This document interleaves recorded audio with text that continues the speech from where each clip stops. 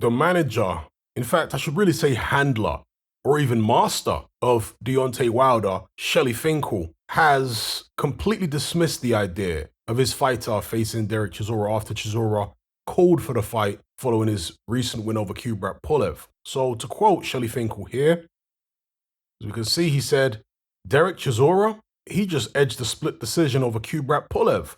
No way. Maybe the winner of Usyk and Joshua. I don't know what Fury's doing. Maybe if Joshua wins, it's a huge fight in the UK between those two. There's so many intangibles, so we're looking to see what happens in that fight. Goes on to say, I don't care what Fury says, and he's talking regarding Fury's claim that he's retired. He says, we're waiting to see what he really wants to do, because if he wants to fight the winner, then he's going to get it. But after that, where are the top guys? There's only 4 real top guys in the heavyweights right now. Usyk, Joshua, Fury, and Deontay. I'm looking at everything and we're going to be making our decision, but we're not there yet. We've gotten several calls. I don't know how real they are from outside of the US and the UK, and we're checking those out. Then once, if any of those are real, that will dictate another opponent. Okay, so those are the words of Shelly Finkel. Now, he's dismissing the Derek Chisora fight. Bear in mind, Deontay Wilder fought multiple people not as good as Derek Chisora during his reign as WBC World Heavyweight Champion. Deontay Wilder has been one of the most protected heavyweight champions I've seen in boxing during my lifetime. So for Shelly Finkel to come out and say something like this and dismiss Chisora because, he only just scraped by Kubrat Pulev, is curious indeed. To me, this is a continuation, or at least an attempted continuation, of what Shelly Finkel was doing with Deontay Wilder during his title reign, which is being very careful with him. Now, obviously, he's talking about putting Wilder in there against Usyk or Joshua because that's a cash out. But they don't want to take any risks to jeopardize that cash out. So they want to get there as risk-free as possible. There's been talk of Deontay Wilder facing Robert Helenius. There's been talk of Deontay Wilder possibly facing Andy Ruiz, but none of that has come to anything so far. Shelly Finkel is acting like he just wants to leapfrog all that, leapfrog all the contenders and go straight into a title fight. I think that it is important that this is not allowed to happen, because if Deontay Wilder wants to get a title shot again, he needs to earn it this time. He can't just be allowed to leapfrog everybody and not take tough fights, because who's to say if he manages to pick up a world title again that he won't do the exact same thing that he did last time. Now, it's not a nightmare scenario in my head for Deontay to become world champion again, as long as he earns it. As long as he's forced, I'm going to use that word, forced, to go through some tough opposition before he gets that title shot. And by tough opposition, I'm talking about, the likes of not only Derek Chisora, because that's not the toughest opposition out there, to be honest with you. And that's not a fight I'm calling for. I'm just reacting to what Shelly Finkel has said about it, okay? By tough opposition, what I'm talking about really is not so much the Derek Chisoras of the world, it's the Filip Hrgovićes of the world. It's the Joe Joyces of the world.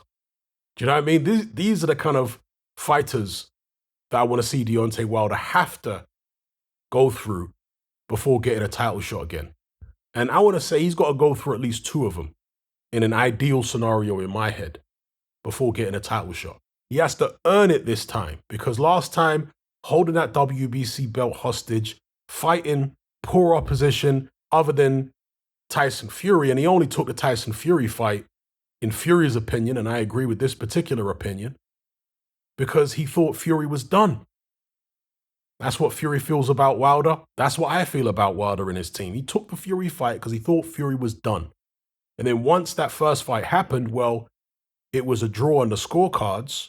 Deontay didn't get badly hurt, so his team saw an opportunity there. This Fury guy can't really punch. Deontay went 12 rounds with him, dropped him twice. Yeah, we'll put him back in there with this guy. we can make some serious money here. We're going to make more money from this fight than we made from the Spilkers of the world and the Dominic Brazils of the world and Berman Stavern and Luis Ortiz and all this kind of stuff. So it made sense to them at the time to put Deontay back in with Fury. They didn't realize that Fury would completely change his style and come out and knock Deontay Wilder all over the ring in the rematch. They hadn't imagined that that could be possible. Most people hadn't imagined that that could be possible, to be fair. In any event, if you take the miscalculation that Wilder's team made with Fury out of the equation, where are the quality opponents that Deontay Wilder fought as WBC champion, for 5 years? He fought some guys who were okay, but nobody who was that great. Luis Ortiz, people bang on about him. Who's Luis Ortiz beat? Bryant Jennings about 7, 8 years ago. And that was a good, 3, 4 years before he fought Wilder, maybe longer than that. Who's Luis Ortiz beat to have this reputation as this incredible fighter? So, yeah, Deontay, in my view, should not be permitted to just leapfrog all the contenders and get a title shot. Let's not allow that to happen. And of course, I'm pleading here to the boxing gods. I'm hoping that the promoters out there, the promoter of Usyk, the promoter of Joshua, they don't permit that to happen. But then again, money talks, right? And if they feel as though Deontay is going to bring significant interest to a fight and therefore significant money, then perhaps they'll completely disregard what people like me are saying and go ahead and fight Wilder anyway. So let me know you guys. And look, I would like to see Deontay Wilder versus Usyk. I'd like to see Deontay Wilder versus AJ, for sure. I got nothing against those fights. I want to see those fights. But what I don't want to see, as I've said already, is Deontay Wilder managing to get hold of a belt and then start milking the belt again. Or even if he doesn't win the belt, just be able to leapfrog over so many contenders who have been out here fighting quality opposition while Deontay's been doing nothing. You see what I'm saying? Let me know what you guys think in the comments below.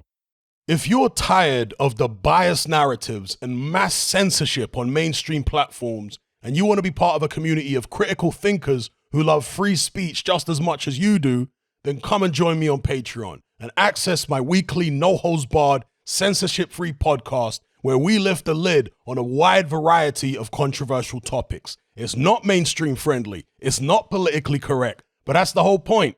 We dare to stand as a beacon of reason against an army of insanity. Just head on over to my Patreon page and select the tier called Hatman Hot Topics. You'll gain access to a minimum of 2 hours of exclusive content every single week, including podcasts, videos, interviews, live stream Q&As, as well as my popular Confessions of a Nightclub Bouncer series. Not to mention a vast back catalog of hundreds of hours of previous episodes. You can listen via the Patreon app with the option to download in high-quality MP3. We've also got an Element group where you can come and chat and hang out with myself and other members. Unlike Discord, it has full end-to-end encryption, is decentralized, and it's 100% censorship-free. You can also send voice notes as well as much larger audio and video files than you can on Discord. So come and sign up on Patreon. There's no contract, there's no commitment, you can cancel at any time, and it's cheaper than a cup of coffee.